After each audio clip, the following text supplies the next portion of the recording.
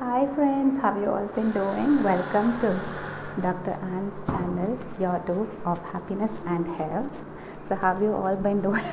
I've been sick quite lately, but finally I'm in good health and out, out and running in the public.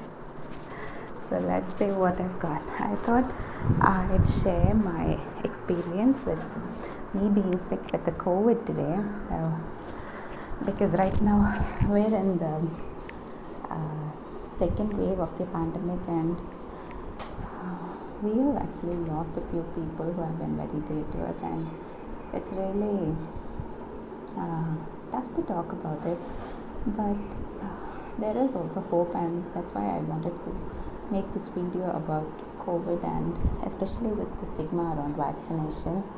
Hope you stick around and see what I've got on my mind.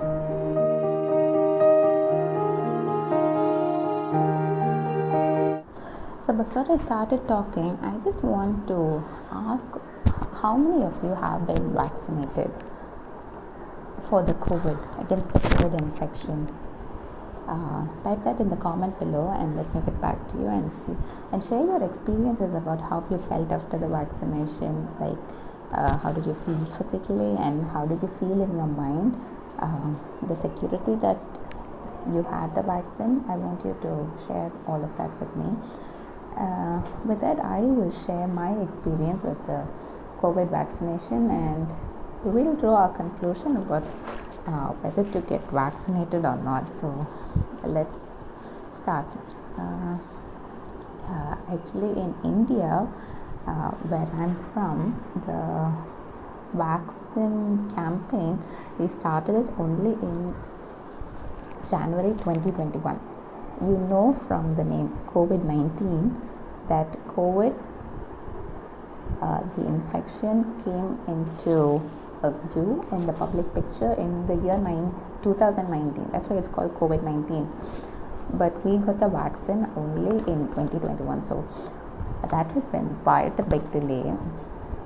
That too, when they started the campaign in January 2021, the campaign was for only the healthcare professionals to be vaccinated first, because they were the ones working with the patients who had already infected with the coronavirus, and that's why I got the chance to be vaccinated. Me and my husband, we were vaccinated in January, and back then the research was that you were supposed to get your second dose in 4 weeks, and we got our second dose exactly in 4 weeks.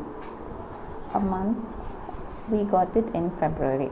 But now the studies have all changed, and after we got a second dose, the study said that you should get your second dose after 8 weeks.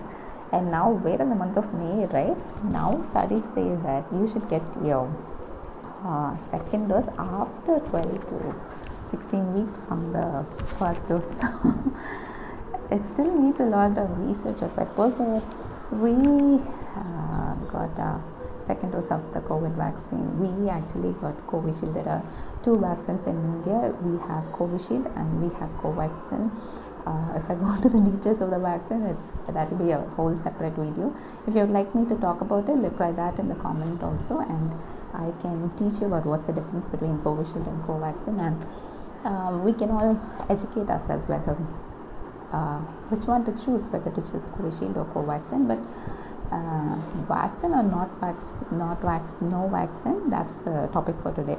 So let's dive back into the topic, and that's how we got vaccinated. There wasn't any side effects when we got vaccinated. We might have been a bit feverish, and we took a dose of paracetamol, but that was it, and we totally forgot. We were like, after one dose itself, we were so happy that we were protected against the virus, and then after 2 doses, we were so sure. We knew that we could get the COVID infection anyway, and we were taking all the safety precautions, social distancing, hand washing, sanitizing, mask and everything, but still you have the sense of security when you get your second dose of vaccine, and that's how we were. So my husband, he has to work with COVID patients in his workplace, and So but we were very peaceful and that we had taken the vaccine. And May 1st, my husband came home with sore throat. We didn't really suspect it to be COVID because we had been vaccinated, and it wasn't very serious. It was just a little cough now and then, and just a little pain in the throat, and it was fine. He was doing fine. He was drinking hot teas and ginger tea and all the natural remedies, and we were taking even cough lozenges, and we were taking azithromycin, we were taking paracetamol for he had a bit of body pain, and he was taking that, and we just let it be, and okay, it's another upper respiratory tract infection, we'll be fine, and we just brushed it off. But then afterwards we discovered that he had lost his sense of smell. I have to emphasize the word discover because he had anosmia. Anosmia is what you call when you can't smell something. It's called anosmia. We discovered that he had lost his sense of smell a few days back, and we really didn't realize that we had anosmia. I mean, by we, I mean my husband, that he had anosmia, and then we were shocked. Oh my God, anosmia? You don't get anosmia in any common upper respiratory tract infection. So only after my husband had anosmia that even we started suspecting that we could be having the COVID infection. And then when the test results came, we weren't surprised that he was positive. So, but by the time he was tested positive, all of us at home were already sick. My daughter, she was feeling a bit feverish. I had sore throat as well, and my son was also a bit warm to touch. So all four of us, and then we tested positive for COVID. So, but for my children, I have to say that it wasn't very severe for them. For my 2-year-old, she usually naps once a day, but when she was sick, she was napping twice a day. She was a bit clingy, feverish, a bit of low appetite, but other than that, she was doing really fine.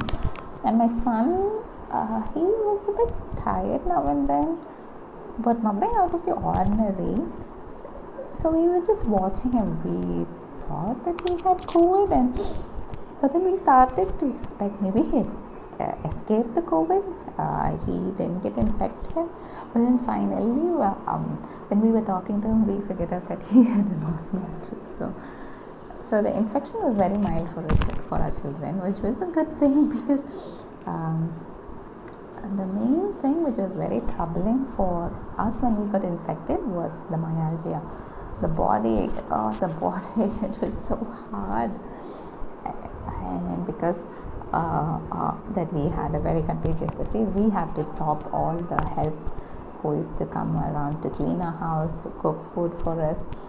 And all of a sudden, we are infected with the COVID, and then we also have all these household chores to do. I have to cook food, I have to wash the dishes, keep the house clean, tidy up, and it was such a big mess over here.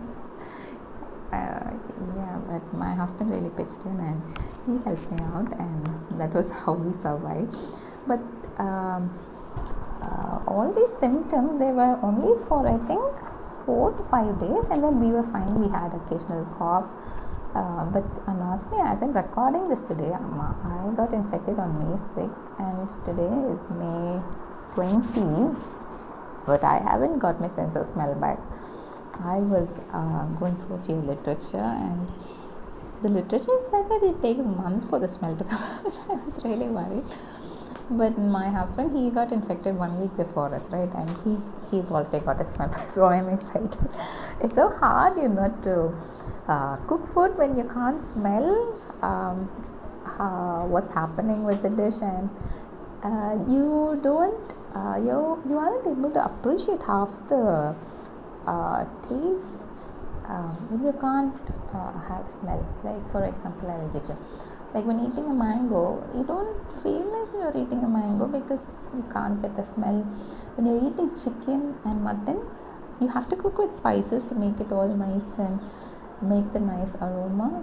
That we haven't had chicken and or mutton since we discovered that don't have the sense of smell, and we tried it once and it was so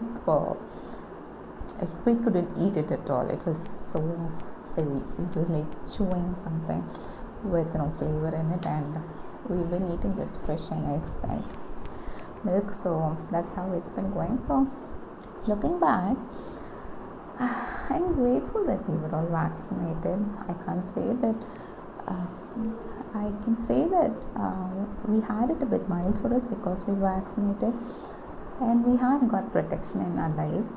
I have to emphasize it over there.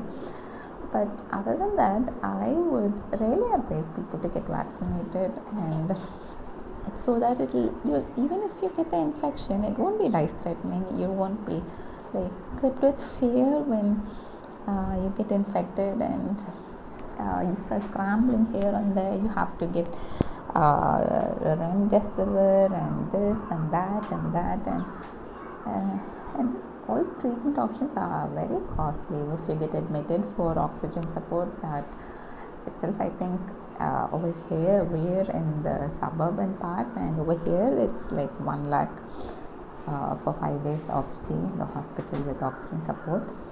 But if you go to the cities, I'm sure it will be even more costly. So I mean, the peace of mind that you have that you've been vaccinated, and even if you do get the infection, it's not very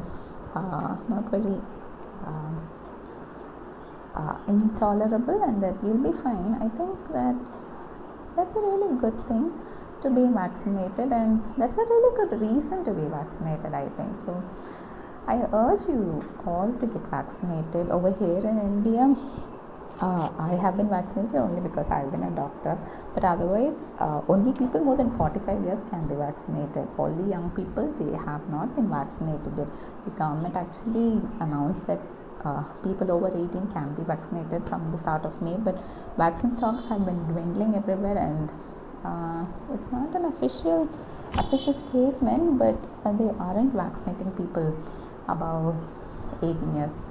So only people who are older than 45 years have been vaccinated. So I think when you do get the chance to get vaccinated, I really urge you to get vaccinated, and so your family will have the peace of mind that you'll be fine even if you get infected, and you will also be happy. So that has been my experience with coronavirus infection. I hope this was useful for you.